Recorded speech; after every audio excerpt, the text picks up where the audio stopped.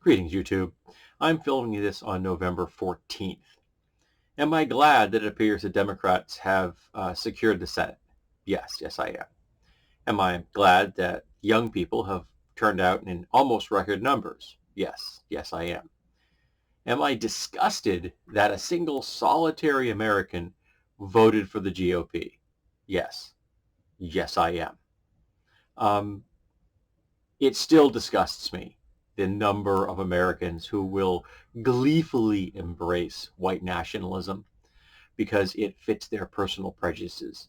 They'll pretend it's about police or inflation or any other number of things. For example, there's too many woke people in the world. That's just their way of saying they don't want to care about any other person other than themselves and their immediate family. When someone speaks out against someone being woke, woke just means you're aware that other people exist and that their lives have value and that we live in a complex and intersectional world where your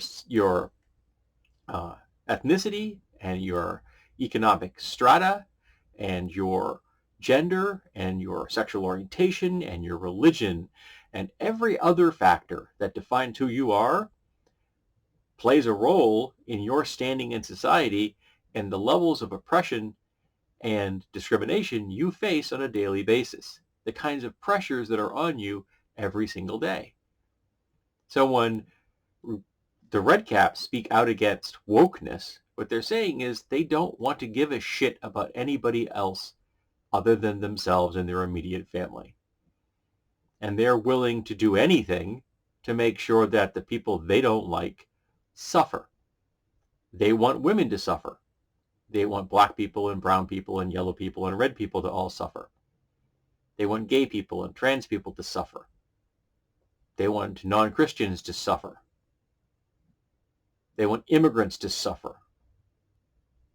They want everyone that does not look like them and act like them and say the things that they say to suffer. And they're willing to cause suffering for themselves and for their loved ones just so long as there will be others who suffer more. They cannot feel big unless they're standing on someone else's corpse.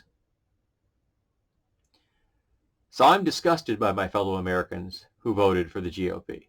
I'm disgusted by folks out there in a world who had a split ticket.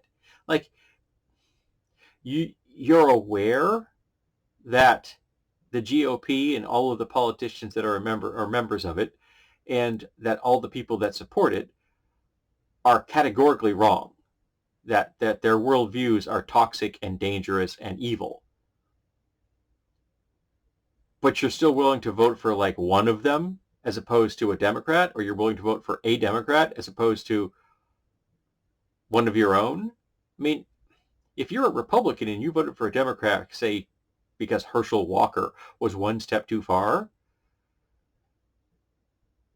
get a mirror.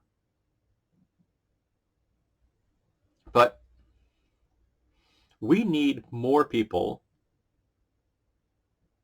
to fight against the fascists. We need more people to come out.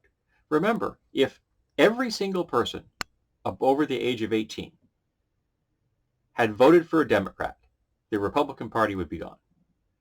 The power to end the Republican Party is in your hands, young people of America. You have that power.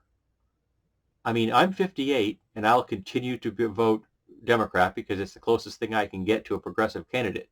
We don't have ranked choice voting in America, so I can't vote for actual progressives. So the best I can do is the Democrats, and I'll keep doing it. But those of us who are in my cadre, who are willing to support the Dems, is going to get smaller and smaller as time goes by. Thankfully, the same thing's going on for the GOP, which is why they're trying to do everything in their power right now to entrench themselves and change the laws to defend their positions so that they can create an apartheid America, because they understand that they're losing demographically.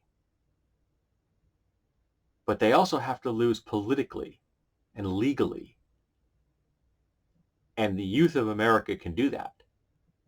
I'll do my part. But I can't win this battle alone. No progressive person can win this battle without the youth of America. And if you're thinking I'm putting a lot of responsibility onto the shoulders of the folks who are the youth of America, I am. It's your job to save democracy. That is your job as a citizen. It's not necessarily one you wanted, but you've got it. Because if you let the fascists win, your children will have no rights.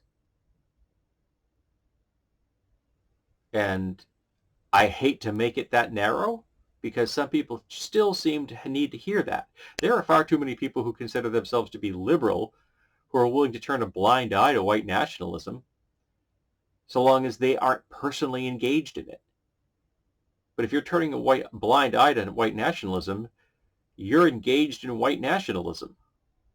That's one of the ways that white nationalism survives, is because it knows it can count on a certain segment of the white population who will just ignore it, whether intentionally or unintentionally, and so they can continue to operate as business as usual. So unless you are just not racist, you have to be anti-racist. And that means calling out the white people who are voting gleefully for fascism. So yeah, I'm thrilled that the Senate has been kept by the Democrats. Okay, folks. Now, how about you get those 2 members of the Democratic Party who are currently sleeper agents for the Republicans to step in line so we can start making some significant changes and defend democracy from the fascists.